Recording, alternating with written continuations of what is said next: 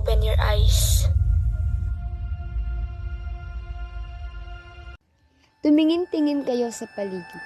Magmuni-muni sa mga nangyayari sa daigdig. Iba na ang ating tahanan. Iba na ang kalikasan.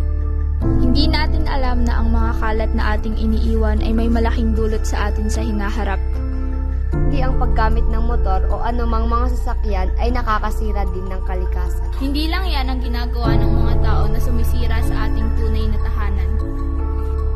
Mahalin ang kalikasan. Marami sa atin ang nagbubulag-bulagan at nagbibingi-bingihan pagdating sa usaping pangkalikasan. Kaya bilang mga kabataan, sabay-sabay nating buksan ang ating mga mata kasabay ng ating tenga. Marami pang paraan ang ating magagawa. Reuse, reduce, and recycle. Ilang beses na po natin ito narinig ng kabataan natin. Pero natanong nyo na po ba sa sarili nyo, paano ito gawin at paano ito nakakatulong sa atin? First, sa reuse, pag may ginamit tayong ulit na bagay na pwede pagamitin, makakaunti po ng basura. At sa recycle, pag ginamit po natin ang isang bagay na bawal na ulit gamitin, pwede po natin itong gawin na iba pa. Kagaya po sa plastic bottle, pwede po ito maging alkansa. At reduce. Pag nag-reduce po tayo ng basura, uunti po ang dumi sa ating planeta! Right? Iwasan natin ang paggamit ng sasakyan na naglalabas ng usok. Avoid smoking. Huwag nang manigarilyo, makakatulong ka na sa kalikasan, mapapanatili mo pang malusog ang iyong katawan.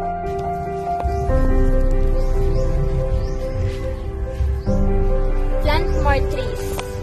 Ang pagtatanim ng puno ay isang malaking paraan upang matulungan ang kalikasan. Makakatulong din ito upang mapigilan ang pagguho ng lupa at ng climate change.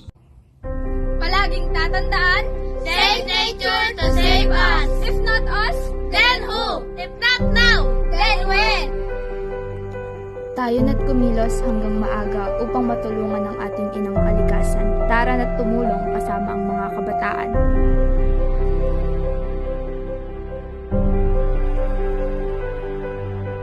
A vision without an action is a danger.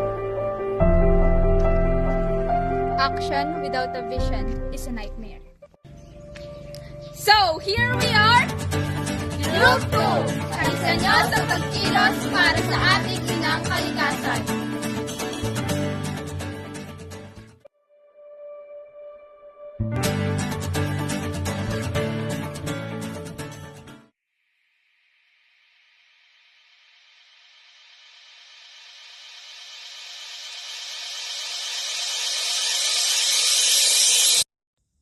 Open your eyes.